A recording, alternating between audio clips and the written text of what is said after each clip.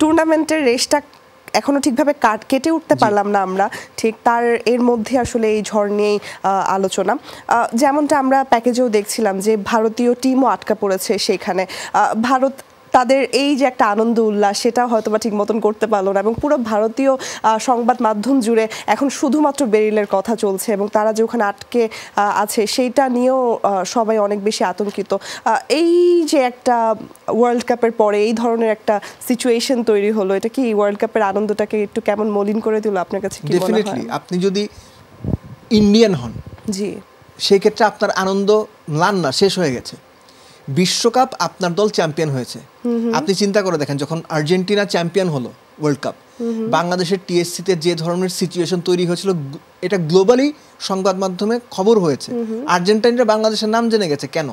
ওটা একটা instant reaction ছিল যে আপনার পছন্দের দল বিশ্বকাপ জিতেছে। ওই ঘটনা চিন্তা করেন, ওই দিন বাংলাদেশে ঝড় বৃষ্টি হচ্ছে, তুমুল ঝড় বৃষ্টি বা বন্যা হয়েছে। ওই সময় কি ব্যাপারটা ওরকম হতো না?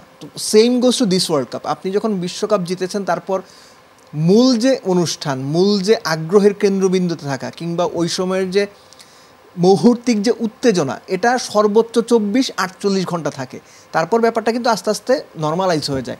এই ক্ষেত্রে আপনি যেটা বলছেন, ইউ আর কোয়াইট কারেক্ট, যেটা শুধুমাত্র বিশ্বকাপের পার্সপেক্টিভে না, এই যে আনন্দ উৎসব, এটাতে আমরা সহজ কথা হিসেবে যে ভাই জল ঢেলে দিছে, এই হ্যারিকেনের যে ঝড় বৃষ্টি ওই জলের মতো এই উন্মাদনায় জল ঢেলে দিয়েছে।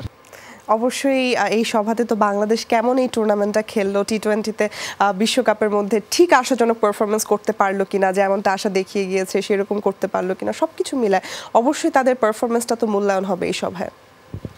পারফরমেন্স প্রত্যেক বোর্ড সভাতে, বিশ্বকাপের পরবর্তীতে বোর্ড সভা, সেখানে মূল্যায়ন হয়। মূল্যায়নের চেয়ে বড় কথা হচ্ছে যে আপনি সেটার আউটকামটা কী দিচ্ছেন। লাস্ট ওয়ার্ল্ড কাপ 2023 ভারতে যেটা হলো, বাংলাদেশ ডিজাস্ট্রাস পারফরমেন্স করেছে, জি, সেটা নিয়ে সভা হয়েছে, তদন্ত কমিটি হয়েছে, আউটকামটা কি? কিচ্ছু না, শূন্য। এই যে সভাটা হবে, আপনি ধরে নিতে পারেন যে এটার আউটকামও অলমোস্ট শূন্যই হবে। বাংলাদেশ ক্রিকেটের সিস্টেমটাই হচ্ছে এরকম যে যখন কোনো ঘটনা ঘটে, সেই ঘটনার পরিপ্রেক্ষিতে সভা হয়, সেমিনার হয়, তদন্ত কমিটি হয়। মানে আমাদের দেশে বিভিন্ন সেক্টরে যে ঘটনাগুলো ঘটে, ক্রিকেটও তার বাইরে না। এবং এটার আউটকাম যদি আপনি বের করতে যান, আপনার অনেক কিছু নিয়ে চিন্তা করতে হবে, অনেক কিছু বিবেচনা নিতে হবে। ক্রিকেট বোর্ড, ক্রিকেট সংশ্লিষ্টরা, নীতি নির্ধারকরা বিবেচনা নেওয়ার প্রয়োজন বোধ করেন কিনা। যে কোনো কিছুতে সমস্যা যদি তৈরি হয়, ওটা একটা সমস্যা, এটা অ্যাড্রেস করাটা জরুরি। তারা তো এই সমস্যা অ্যাড্রেসই করতে রাজি না। বাংলাদেশের প্রাথমিক লক্ষ্য ছিল সুপার 8-এ কোয়ালিফাই করা, দে ডিড ইট। প্রতিটা ম্যাচ ব্যাটসম্যানরা জঘন্য পারফরমেন্স করেছে, বোলাররা ম্যাচ জিতিয়েছে। যখন আপনি, যেটা হাসিনুরের রিপোর্টে ছিল, সাউথ আফ্রিকার সঙ্গে আপনি 18 বলে 22 করতে পারলেন না 6 উইকেট হাতে নিয়ে, লেট ইট গো। আপনি ভারতের বিপক্ষে ডিফেন্সিভ একটা একাদশ সাজালেন স্পিনার আধিক্য দিয়ে, ভারতের মতো যারা স্পিনে one of the best team, let it go. Last ম্যাচটা কি হলো? এই ব্যাপারটা আপনার সেমিফাইনাল বাংলাদেশ টি-20 বিশ্বকাপে আগামী কত বছর পরে খেলার মতো একটা অপরচুনিটি তৈরি করতে পারবে আমি জানি না, কিন্তু যখন আপনার সামনে সুযোগ, আপনি সেই সুযোগটা না নিয়ে আপনি পিঠ বাঁচানো ক্রিকেট খেলেন। এখানে মানে প্রেমের কোনো জায়গা নাই মঞ্জুরি, এখানে মানে if you look at my face, I mean dead serious. এখানে তামাশার কোনো জায়গা নাই। মানে দের আর মানে absolutely coward, it was bloody cowardice. বাংলাদেশের প্লেয়াররা যে মানসিকতার পরিচয় দিয়েছে আফগানিস্তানের এগেনস্টে, বাংলাদেশ ক্রিকেট বোর্ড যদি এটা সহজভাবে যেতে দেয়, যে না ভাই হয়েছে আগের বারের মতো যেতে দেন, সিনিয়র প্লেয়ার এই করেছে ওই করেছে, যতটুকু পেরেছে করেছে, আপনি ধরে নেবেন বাংলাদেশ ক্রিকেট বোর্ড যারা চালাচ্ছেন তাদের মেন্টালিটিও ওই এসকেপিস্ট মেন্টালিটি। তারাও পিঠ বাঁচানোর জন্যই কাজগুলো করছেন।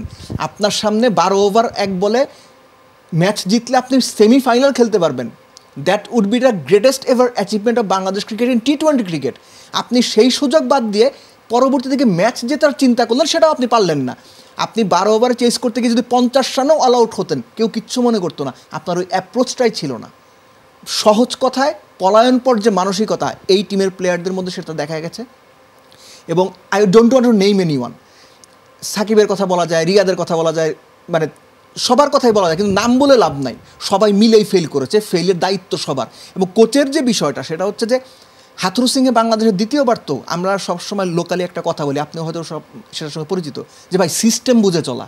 উনি সিস্টেমটা খুব ভালো বুঝে গেছেন, যে এই বোর্ডে কাকে তোয়াজ করলে, কাকে খুশি রাখলে আমি ভাই চাকরি ঠিক বাঁচিয়ে চলতে পারবো। এই যে আপনার মিডিওকার মানসিকতা, পিঠ বাঁচানো মানসিকতা, এই ক্রিকেট সিস্টেম, এই মানসিকতা নিয়ে বাংলাদেশ ক্রিকেট কোথাও যাবে না। এরকম সভা হবে, বোর্ড সভা হবে, মূল্যায়ন হবে, এই হবে ওই হবে, কাজের কাজ কোনো কিছু হবে। এটা আমি প্রায় 2014 থেকে ক্রিকেটের সঙ্গে কাজ করছি, তো 10 বছর হয়ে গেছে। 10 বছর এগুলোই দেখেছি। 10 বছরে যখন পরিবর্তন হয় নাই এই বোর্ডের আন্ডারে, আগামীতে হবে এটা অন্তত আমি বিশ্বাস করি না। আপনারা বা দর্শকরা করলে করতে পারেন। Well, it sounds harsh, but হয়তোবা সত্যি কথা শুনতে তেতো লাগে, হজম করাও কঠিন। এক্স্যাক্টলি, এই বাস্তবতা যদি মেনে নিতে পারে ক্রিকেট বোর্ড, হয়তো বা আমাদের ক্রিকেটের উন্নতি হবে, আমাদের ক্রিকেটের উন্নতি হোক, এবং এই বেরিল ঝড় থেকে আমাদের সবাই আপন মানুষজন যারা আছে ভারতীয় ক্রিকেট টিম সুস্থভাবে ফিরে আসুক, সেটাই দোয়া করব। এবং আপনাকে অনেক অনেক ধন্যবাদ আজকে আমাদের সাথে যুক্ত হওয়ার জন্য। Same to you.